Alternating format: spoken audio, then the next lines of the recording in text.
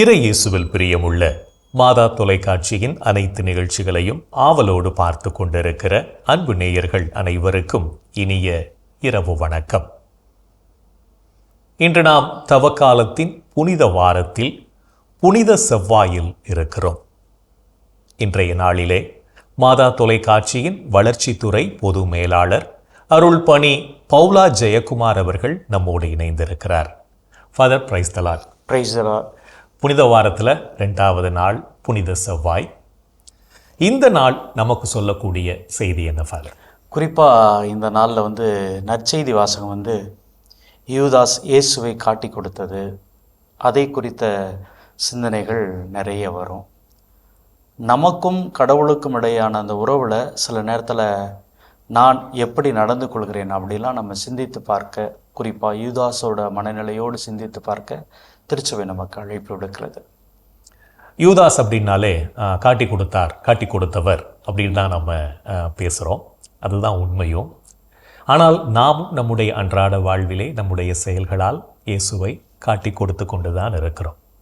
அதை பற்றி என்ன நினைக்கிறீங்க சார்? உண்மையிலேயே இது நமக்கு ரொம்ப ஆழமாக சிந்தித்து பார்க்க வேண்டிய ஒன்றாக நான் பார்க்கிறேன். என்ன அப்படின்னா, என்னுடைய குடும்பத்தில் வறுமை இருக்குது, என் கணவர் குடிக்கிறாரு, இன்னும் பல்வேறு பொருளாதார நெருக்கடி, இதுகளுக்கு மத்தியில் தான் என்ன பண்ணுறாங்க, கத்தோலிக்க திரு அவையில் இருக்கிற ஆடுகளை, மக்களை வேறு சபைகளுக்கு ரொம்ப எளிதாக தூக்கிட்டு போயிடுறாங்க. மாதாமாவை மறுதளிக்க வைக்கிறாங்க. அதை ரொம்ப கேவலமாக திட்டுகிற மனநிலைக்கு கூட வந்துடுறாங்க. நான் என்ன நினைக்கிறேன், இதுதான் யூதாஸினுடைய செயல். எப்பொழுதெல்லாம் நான் என்னுடைய குடும்ப பிரச்சனை தீரணுங்கிறதுக்காக ஒரு ஜோசியத்துக்கோ, ஒரு பில்லி சூனியத்துக்கோ, வேறொரு சபைக்கோ, வேறொரு மதத்துக்கோ ஓடுகிற பொழுது நானும் யூதாஸ் போல் காட்டி கொடுக்குறேன். அப்போ ஏதோ ஒரு 2000 வருஷத்துக்கு முன்னாடி இயேசு காட்டி கொடுக்கப்பட்டார் யூதாஸ்னால் அப்படிங்கிறது இல்லை. நற்கருணை தான், அன்னை மரியாள் தான் கத்தோலிக்க கிறிஸ்தவத்தினுடைய ஆன்மீகத்தினுடைய மையம், வேர் அப்படின்னு இருக்கும்போது அதுக்கு எதிராக நான் போகிற பொழுதெல்லாம் நானும் யூதாஸாக தான் இருக்கிறேன். அப்போ இந்த ஒரு புரிதல் எல்லா கத்தோலிக்க கிறிஸ்தவ மக்கள்கிட்டையும் ஆழமாக இருக்க வேண்டும் அப்படின்னு உண்மையிலே நான் பார்க்குறேன். இப்போ நீங்கள் சொன்னீங்க ஃபாதர், அதாவது நமக்கு ஒரு துன்பம்னு வரும்போது அதற்கு மாற்று காரியங்கள், மாற்று தெய்வங்கள், மாற்று சபைகள், இப்படி நம்ம மனம் நாடி போகுது. இதுதான் ஒரு யூதாஸ் போல ஒரு காட்டி கொடுக்கக்கூடிய விஷயம் அப்படின்னு சொன்னீங்க. அதே நேரத்தில் இதெல்லாம் இல்லாமலே நம் வாழ்வில் வரக்கூடிய ஒரு இருண்ட காலம், அதாவது ஒரு துன்பம், நம்ம ஒரு துன்பம், துயரம் வாட்டி வதைக்கக்கூடிய ஒரு காலகட்டம். அப்படிப்பட்ட நேரத்தில் நாம் இறைவனை விட்டு விடுகிறோமா, இறைவனை மறுதளிக்கிறோமா, இறைவனை விட்டு வெளியேறுகிறோமா, அல்லது அவரிடம் தஞ்சம் அடைகிறோமா? எதை நாம் அதிகமாக செய்கிறோம்னு நினைக்கிறீங்க? இதை இன்னும் நான் ரொம்ப தெளிவாக பார்க்கணும்னா அந்த வரலாற்று பார்வை ரொம்ப முக்கியம் அப்படின்னு நினைக்கிறேன். உங்களுடைய இந்த கேள்விக்கு பதில் சொல்கிறதுக்கு என்ன அப்படின்னா, இயேசு வாழ்ந்த அந்த காலகட்டத்தில் ரோமை பேரரசுக்கும் இவங்களுக்கும் இடையில் ஒரு மிகப்பெரிய பகைமை இருக்கிறது. ஏன்னா ரோமை பேரரசு எதை பற்றி, மக்களுடைய நலன்களை பற்றி கண்டுகொள்ளவே இல்லை. வரி அப்படிங்கிற பேரில் மக்களை சுரண்டிக்கிட்டு இருக்கிறாங்க. ஆலயங்களுக்கு போனால் வரி, அது மட்டும் இல்லாமல் தங்களுடைய பொருளாதார சம்பந்தமாக நிறைய வரி, இதில் ரொம்ப கொடுமைக்குள்ளாகி இருக்கிறாங்க. அப்போ நிறைய மக்கள் ரோமை பேரரசுக்கு எதிராக புரட்சி செய்ய தொடங்குறாங்க. அப்படி புரட்சி செய்த அமைப்புகளில் ஒன்று தான் ஜெலட் அப்படிங்கிற ஒரு தீவிரவாத அமைப்பு. அதனுடைய லீடர் தான் பரபாஸ். இங்கே யூதாஸ் என்ன பண்ணுறாருன்னா அந்த டீமில் தான் ஃபஸ்ட்டு இருக்கிறார். அப்போ அவருடைய எண்ணம் தொடக்கத்தில் எப்படிப்பட்டதாக இருக்குதுன்னா, ரோமை அரசாங்கத்திடமிருந்து மக்களை விடுவிக்க வேண்டும் அப்படிங்கிற ஒரு உணர்வு தான் இருக்குது. ஆனால் சில நேரத்தில் இந்த ஜெலட் மூமெண்ட் மக்களை சூறையாடுறாங்க, நிறைய பேர் பாதிக்கப்படுகிறார்கள். அப்படிப்பட்ட நேரத்தில் தான் இயேசு ஒரு மிதவாத சிந்தனையோடு, ஆனால் அதே ரோமை அரசுக்கு எதிராக பேசக்கூடியவராக நிற்கிறார். உடனே மற்றவர்களை எல்லாம் அழைத்ததற்கான தரவுகள் விவிலியத்தில் பார்க்க முடியும், மற்ற இடங்களை பார்க்க முடியும். யூதாஸ் விருப்பப்பட்டு இங்கே சேர்ந்துப்பார். இவர் என்ன நினைக்கிறார் அப்படின்னா, யூதாஸ் இயேசுவை மேலே கையை வச்சாங்கன்னா ஒரு பெரிய புரட்சி வெடிக்கும். அப்போ நம்ம என்ன பண்ணலாம், இந்த ஆட்சியை, அதிகாரத்தை மாற்றிட முடியும் அப்படின்னு நம்பினார். அதனால தான் அவரை காட்டி கொடுப்பதற்கு முன் வருகிறார், உடன்படுகிறார். ஆனால் என்ன நடக்குது அப்படின்னா, யாரை தலைவனாக்க விரும்பினார்களோ அவர் கொலை செய்யப்படுறார். அதனால தான் யூதாஸ் நாண்டு கொண்டு செத்து போகிறார் அப்படிங்கிறத பார்க்குறோம். அப்போனா இதில் யூதாஸோடைய தவறு இல்லையா அப்படின்னா தவறு இருக்கிறது. என்ன அப்படின்னா, நான் எதற்காக ஒரு திட்டத்தை இங்கே செயல்படுத்துகிறேன் அப்படிங்கிற ஒரு தெளிவு அவருக்கு இல்லை. பணம்னோ அவருக்கு நம்ம இதை வைத்து கொள்ளலாம் அப்படிங்கிற ஒரு பேராசை வருது. ஆனால் இயேசுவை பார்த்தோம்னா தன்னுடைய இலக்கில் ரொம்ப தீவிரமாக இருப்பார். நான் மூப்பர்கள் தலைமை குருக்கள் கையால் தீர்ப்பிடப்பட்டு கொலை செய்யப்படுறேன் அப்படின்ட்டு தன்னுடைய சீடர்களுக்கு அதை சொல்லிக்கிட்டே இருப்பார். என்னோட பிளான் என்ன அப்படிங்கிறத சொல்லிக்கிட்டே இருப்பார். ஒரு நல்ல தலைவன் அப்படிங்கிறவன் என்ன அப்படின்னா, தனக்கான பிளான் என்ன, திட்டம் என்ன அப்படிங்கிறதை தன்னுடைய சீடர்களோடு பகிர்ந்து கொள்ளணும். இப்போ நீங்கள் சொன்னது இங்கே தான் நான் பார்க்குறேன். என்ன அப்படின்னா, இவர் அந்த திட்டத்தை, அந்த சோதனையை நடைமுறைப்படுத்த வருகிற பொழுது அவர் அதை எப்படி தனக்கு சாதகமாக வச்சுக்கணும் அப்படின்ற ஒரு எண்ணத்தோடு தான் யூதாஸ் செயல்பட்டார். அங்கே தான் அவர் ஒரு மிகப்பெரிய தவறை செய்கிறார். அந்த பணத்தை தன்னோடு வைத்து கொள்ளலாம் அப்படிங்கிற மாதிரி, அது ஒரு ஏறக்குறைய ஒரு கமிஷன் மாதிரி அவர் அதை பேசிக்கிட்டு செய்யும்போது தான் அவர் தவறு செய்ததாக பார்க்குறோம். நம்மளும் சில நேரத்தில் அப்படி தான் என்ன பண்ணுறோம், நான் இந்த சபைக்கு போனால் எனக்கு இது கிடைக்கும், அந்த இதுக்கு போனால் இது கிடைக்கும் அப்படின்ட்டு கடவுளை ஏதோ கமிஷனுக்கு பேசிக்கிட்டு திரு அவையிலேருந்து விட்டு வேற ஒரு இடத்துக்கு போகிறது தான் இங்கே ஒரு மிகப்பெரிய தவறாக பார்க்கிறேன். இப்போ இந்த இடத்துல ஒரு சாமானிய ஒரு நம்பிக்கையாளர்கள், ஒரு பாமர நம்பிக்கையாளர்கள் அப்படின்ற மாதிரி அவங்ககிட்ட எழக்கூடிய ஒரு கேள்வியாக என்கிட்ட ஒரு கேள்வி இருக்குது. என்ன அப்படின்னா, ஆண்டவர் இயேசு அவர் தண்டிக்கக்கூடிய கடவுள் அல்ல, மன்னிக்கக்கூடிய கடவுள். யூதாஸ் தவறு செய்தார், அந்த தவற்றை உணர்ந்தார். உணர்ந்து அவர் திருந்தி ஆண்டவரிடம் மன்னிப்பு கேட்டிருந்தால் மன்னிக்கப்பட்டிருப்பார், ஆண்டவரால் ஏற்றுக்கொள்ளப்பட்டிருப்பார். ஆனால் அவர் தற்கொலை செய்து கொண்டார். இதை நீங்க எப்படி பார்க்குறீங்க? ரொம்ப அற்புதமான கேள்வி. என்ன அப்படின்னா, பேதுரு இருக்கிறாரு, யூதாஸ் இருக்கிறாங்க. பேதுரு இயேசுவை மறுதளிக்கிறாரு, யூதாஸ் இயேசுவை காட்டி கொடுக்கிறார். இன்னும் சொல்ல போனோம்னா, இவங்க ரெண்டு பேருமே, பேதுரு ரொம்ப எமோஷ்னலாக அதை செய்வார், இவர் திட்டமிட்டு செய்வார். அங்கே இருக்குது. இப்படி திட்டமிட்டு இது நடந்த உடனே பேதுரு ஆண்டவரே உன்னை நான் இப்படி மறுதளிச்சிட்டேனே அப்படின்னு நினச்சி அதை குறித்து அசிங்கப்படுவார், வெட்கப்படுவார். ஆனால் யூதாசு கடவுள் என்னை மறுபடியும் ஏற்றுக்கொள்வார் என்கிற ஒரு நம்பிக்கை இல்லாதிருந்தார். நீங்கள் இங்கே எவ்வளோ பெரிய தவறுனாலும் செய்யுங்க, கடவுளே மறுதலிங்க, கடவுளே எனக்கு தெரியாதுன்னு கூட சொல்லுங்கள், ஆனால் ஆண்டவரே நான் இப்படி பண்ணிட்டேனே அப்படின்ட்டு மறுபடியும் நீங்கள் அவர்கிட்ட போகணும். நீங்கள் டிசிஷன் எடுக்கக்கூடாது. உங்களுடைய வாழ்க்கைக்கான முடிவை யூதாஸ் அவனே எடுத்துக்கொண்டான். அதுதான் அவன் அங்கே செய்கிற ஒரு மிகப்பெரிய பாவமாக பார்க்குறோம். அவன் காட்டி கொடுத்ததை விடவும் தன்னுடைய வாழ்க்கைக்கான முடிவை அவன் தேர்வு செய்யக்கொள்கிறான். ஆனால் பேதுரு மன்னிப்பு கேட்கிறார், மீண்டும் வாழ்வு பெறுகிறார் அப்படிங்கிறத விட நம்முடைய கத்தோலிக்க திரு அவையின் முதல் திருத்தந்தையாக அவர் திருநிலைப்படுத்தப்படுவதையும் நாம் பார்க்கிறோம். அந்த ஒரு மனமாற்றம், அந்த மனமாற்றம் ஆண்டவரை நோக்கியதாக இருந்தது பேதுருவுக்கு. ஆனால் யூதாஸின் மனமாற்றம் ஆண்டவரை விட்டு விலகிச் சென்றதாக இருந்தது. அதனால் அவருடைய முடிவு அப்படி இருந்தது. நாமும் நம்முடைய கடினமான நேரங்களில் நான் கடவுளுக்காக எதை பெண்ணாலும் செய்வேன் அப்படின்னு வார்த்தைகளில் சொல்கிறோமே ஒழிய அது பல நேரங்களில் வாழ்க்கையாக இருப்பதில்லை. அதை பற்றி என்ன நினைக்கிறீங்க ஃபாதர்? யூதாஸ் விருந்தில் கலந்து கொள்வதற்காக அமர்ந்திருக்கிறான், மற்ற சீடர்களும் கலந்து கொள்வதற்காக அமர்ந்திருக்கிறார்கள். அங்கே ஏறக்குறைய மற்ற 11 மனநிலையும் பார்க்குற பொழுது இயேசு எங்களை விட்டுட்டு போக போகிறாரோ அப்படிங்கிற ஒரு எண்ணத்தோட ரொம்ப நெகிழ்ச்சி ததும்பியதாக இருக்கும். ஆனால் யூதாஸ் பார்த்தீங்கன்னா எப்படி காட்டி கொடுக்கலாம், எப்படிப்பட்ட ஒரு இடத்துல அவரை கைது செய்ய வருவார்கள், இதை பற்றி யோசித்து கொண்டு இருக்கிறான். விவிலியத்தில் ரொம்ப அழகாக சொல்லப்பட்டிருக்கும், எப்பொழுது இயேசு அந்த அப்பத்துண்டை ரசத்தில் தோய்த்து யூதாஸுக்கு கொடுத்தாரோ அப்போது அவனது உள்ளத்தில் சாத்தான் நுழைந்தான். நான் கடவுளுடைய திருவிருந்தில் பங்கு பெற்றாலும் கூட, அதில் கலந்து கொண்டிருந்தாலும் கூட, நான் என்னுடைய திட்டப்படி தான் வாழணும், என்னுடைய திட்டப்படி தான் இந்த உலகத்தில் நான் வாழப்போகிறேன் அப்படிங்கிற உணர்வோடு இருக்கிற பொழுதெல்லாம் என் உள்ளத்தில் கடவுள் அல்ல, இயேசு அல்ல, சாத்தான் தான் நுழைகிறான். அதுக்கு யூதாஸ் தான் ஒரு மிகப்பெரிய எடுத்துக்காட்டு. அன்றைய சூழலை இன்றைய சூழலோடு நம்ம ஒப்பிட்டு பார்த்தோம் அப்படின்னா, அதாவது ஆண்டவர் இயேசு இருக்கிறாரு, அவருடைய சீடர்கள் இருக்கிறாங்க, அதில் ஒருவராக யூதாஸ் இருக்கிறார். இருந்தபோதும் அவருடைய மனதில் வஞ்சகமும் வன்மமும் தான் நிறைந்திருக்கிறது.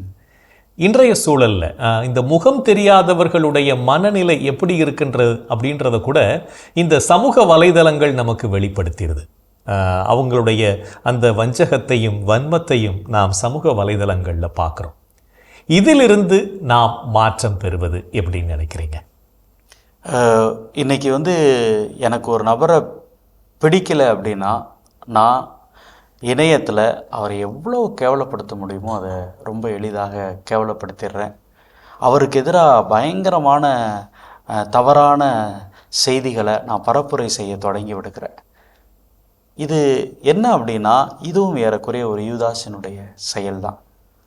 எனக்கும் அவருக்கும் தொடர்பில்லை, ஆனாலும் கூட அவரை நான் என்னையே எதிரியாக மாற்றிக்கொள்வது.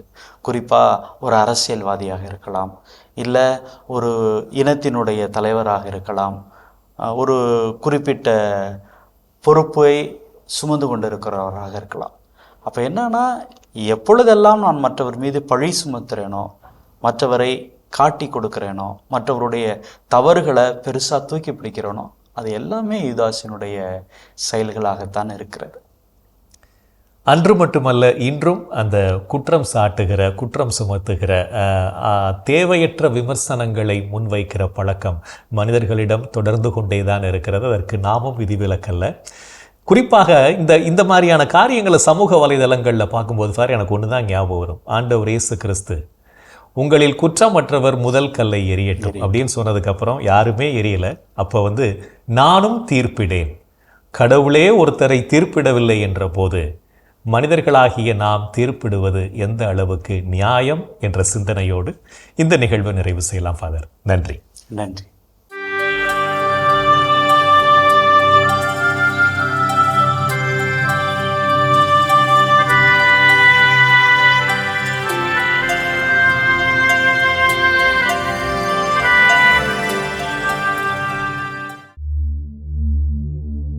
இன்று நீங்கள் பெற்றுக்கொண்ட நன்மைகளுக்கு கடவுளுக்கு நன்றி கூறினீர்களா?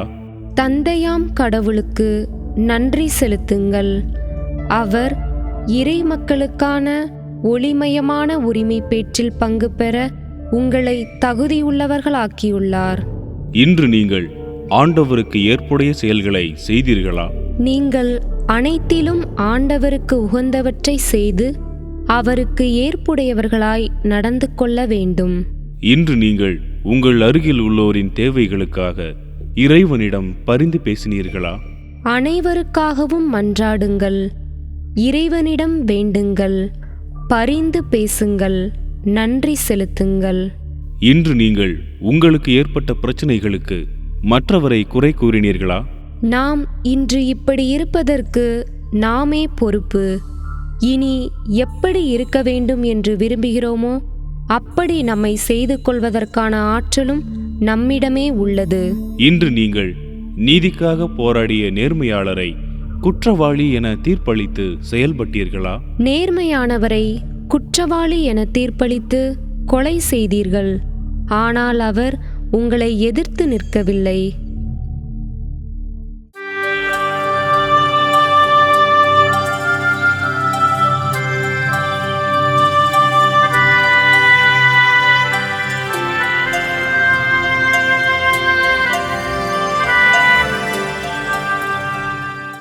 எல்லாம் வல்ல இறைவனிடமும் சகோதர சகோதரிகளே உங்களிடமும் நான் பாவி என ஏற்றுக்கொள்கிறேன்.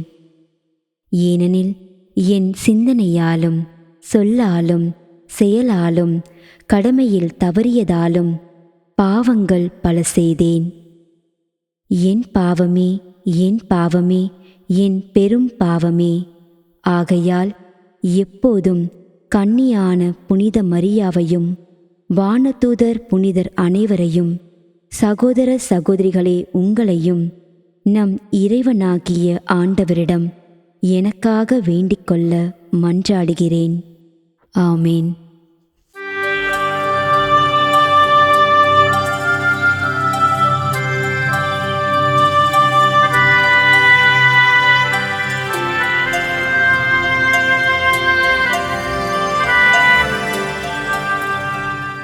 நாளைய திருப்பலி வாசகங்கள். முதல் வாசகம் இறைவாக்கினர் எசாயா நூலிலிருந்து வாசகம். அதிகாரம் 50, இறை வார்த்தைகள் 4 முதல் 9 முடிய. பதிலுரை பாடல்.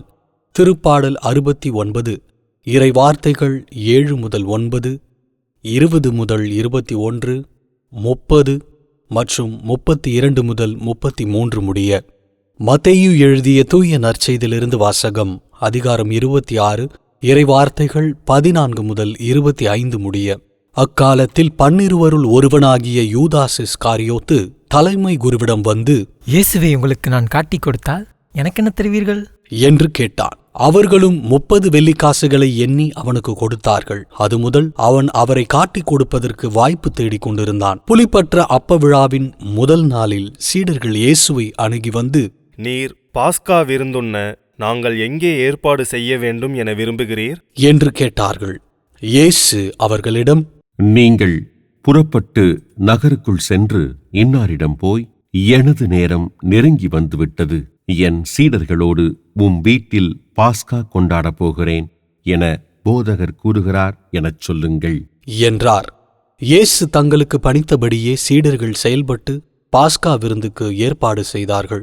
மாலை வேளையானதும் அவர் 12 பந்தியில் அமர்ந்தார். அவர்கள் உண்டு கொண்டிருந்த பொழுது அவர், உங்களுள் ஒருவன் என்னை காட்டிக் கொடுப்பான் என உறுதியாக உங்களுக்குச் சொல்கிறேன் என்றார். அப்பொழுது அவர்கள் மிகவும் வருத்தமுற்றவர்களாய், ஆண்டவரே, அது நானோ என ஒவ்வொருவராக அவரிடம் கேட்கத் தொடங்கினார்கள். அதற்கு அவர், என்னுடன் பாத்திரத்தில் தொட்டு உண்பவனே என்னை காட்டிக் கொடுப்பான். மானிட மகன் தம்மை பற்றி எழுதியுள்ளபடியே போகிறார். ஆனால் ஐயோ, அவரை காட்டிக் கொடுக்கிறவனுக்கு கேடு. அம்மனிதன் பிறவாதிருந்தால் அவனுக்கு நலமாய் இருந்திருக்கும் என்றார். அவரை காட்டிக் கொடுத்த யூதாசும், ரபி, நானோ என்று அவரிடம் கேட்க இயேசு, நீயே சொல்லிவிட்டாய் என்றார். ஆண்டவரின் அருள்வாக்கு. கிறிஸ்துவே உமக்கு புகழ்.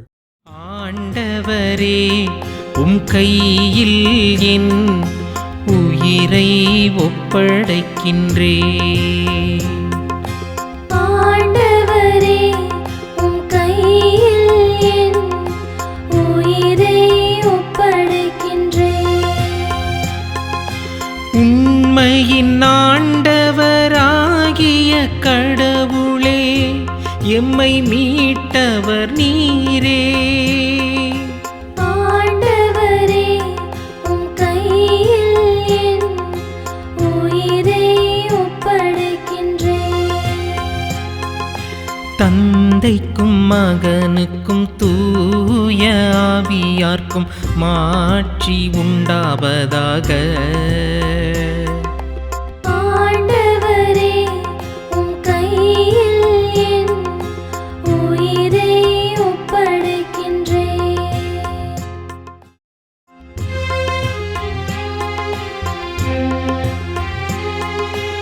ஆண்டவரே, நாங்கள் விழித்திருக்கும் போது எங்களை காத்தருளும்.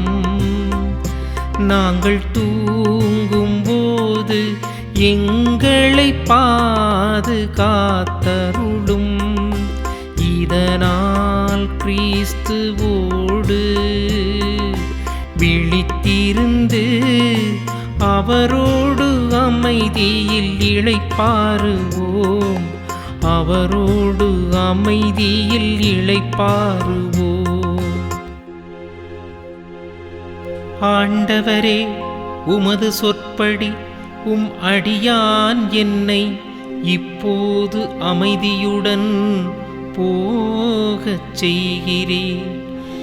ஏனெனில் மக்கள் அனைவரும் காணுமாறு நீர் ஏற்பாடு செய்துள்ள உமது மீட்பை என் கண்கள் கண்டு கொண்டன.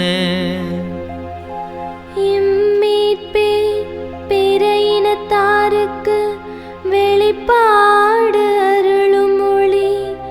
இதுவே உம் மக்களாகிய இஸ்ரவேலுக்கு பெருமை. தந்தைக்கும் மகனுக்கும் தூய ஆவியார்க்கும் யாவர்க்கும் மாட்சி உண்டாவதாக. தொடக்கத்தில் இருந்தது போல் இப்பொழுதும் எப்பொழுதும் என்றென்றும் இருப்பதாக. ஆமென். ஆண்டவரே, நாங்கள் விழித்திருக்கும் போது எங்களை காத்தருளும். நாங்கள் தூங்கும் போது எங்களை பாதுகாத்தருளும். இதனால் கிறிஸ்துவோடு விழித்திருந்து அவரோடு அமைதியில் இளைப்பாறுவோம். அவரோடு அமைதியில் இளைப்பாறுவோம்.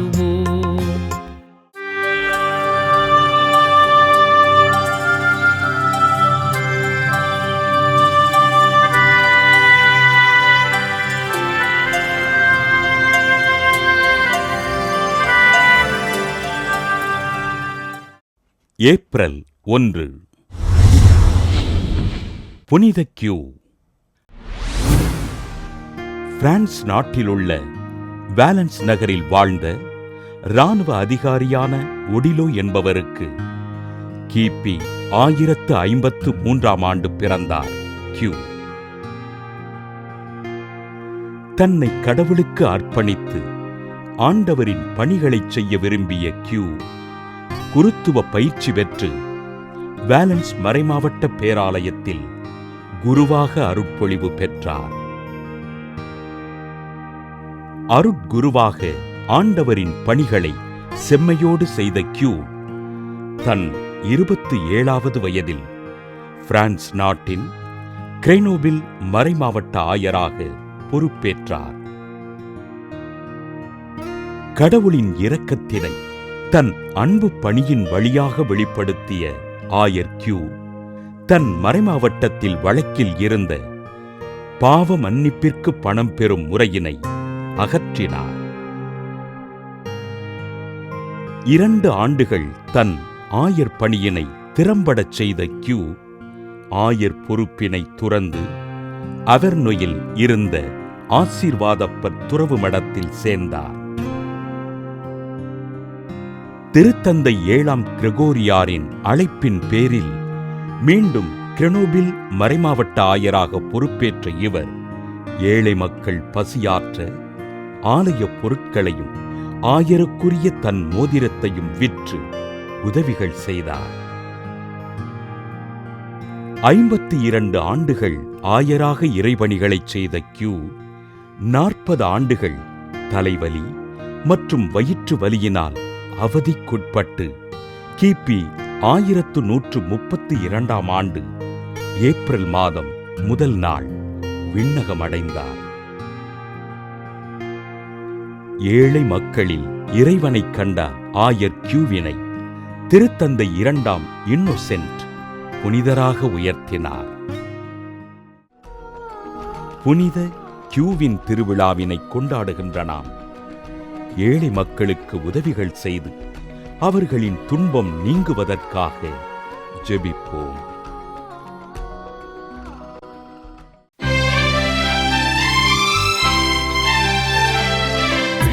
உலகில் இருக்கின்ற எங்கள் தந்தையே, உமது பெயர் தூயதென போற்றப் பெறுக. உமது ஆட்சி வருக. உமது திருவுளம் விண்ணுலகில் நிறைவேறுவது போல மண்ணுலகிலும் நிறைவேறுக.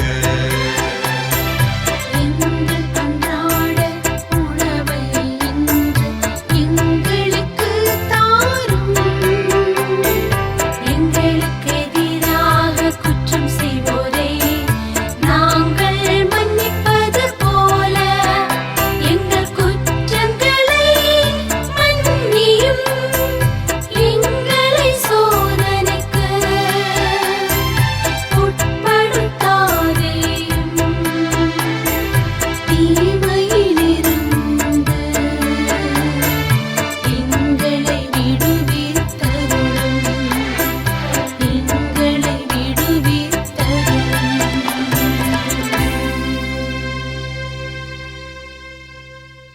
இந்த நாளிலே நாம் சிறப்பாக மறைபரப்பு பணிக்காக, இந்த மறைபரப்பு தலங்களிலே பணி செய்கின்ற அருட்தந்தையர்கள், அருட்சகோதரிகள், பொதுநிலையினர் ஒவ்வொருவருக்காக நாம் உருக்கத்தோடு மன்றாடுவோம்.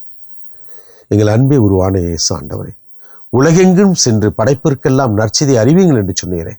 ஆம் ஆண்டவரே, உமது அன்பு கட்டளையை தங்களது சிறமேல் ஏற்றுக்கொண்டு இன்றைக்கு எங்களது தாய் நாட்டுடைய வடகிழக்கு பகுதிகளிலே, வடநாட்டு பகுதியிலும், ஆப்பிரிக்க ஐரோப்பிய நாடுகளிலும், அமெரிக்க நாடுகளிலும் நற்செய்தி அறிவிப்பு பணிக்காக சென்றிருக்கின்ற எம் அருட்தந்தையர்களை, அருட்சகோதரிகளை இன்னும் பொதுநிலையினரால் எண்ணி பார்த்து செபிக்கிறோம். ஆண்டவரே, இவர்கள் நற்செய்தி அறிவிப்பு பணியிலே எதிர்கொள்கின்ற எல்லா சவால்களையும் தைரியமாக சந்திக்கக்கூடிய மனபலனை தாரும். ஆவியாருடைய கொடைகளை அவர்கள் மீது அள்ளி தெளிக்கும்படியாக, ஆவியாருடைய கொடைகளால் அவர்களை நிரப்பும்படியாக கேட்கிறோம். ஆண்டவரே இயேசுவே, இந்த மறைபரப்பு தலங்களிலே அவர்கள் செய்கின்ற பணிகளின் வழியாக உமக்கு மகிமை சேர்த்து உமது அற்புதமான இந்த இறையாட்சியை உலகமெங்கும் கொண்டு வரக்கூடிய ஆற்றலை தாரும். எங்களது இளையோருக்கு இந்த மறைபரப்பு பணியிலே ஆர்வத்தை கொடுத்து அவள் வாழ்கின்ற பகுதிகளிலும் இன்னும் அநேக பகுதிகளிலும் மறைபரப்பாளர்களாக இவர்களும் சென்று பணியாற்றக்கூடிய மனநிலையை அவர்களுக்கு கொடுத்துள்ளும்.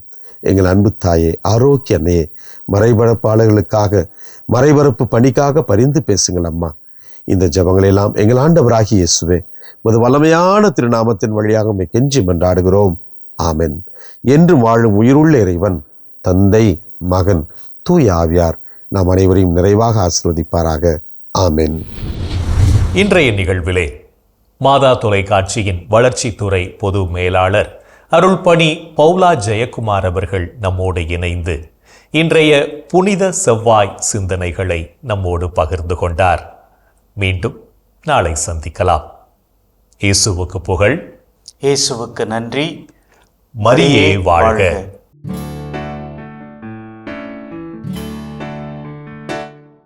மன்னக மீட்பர்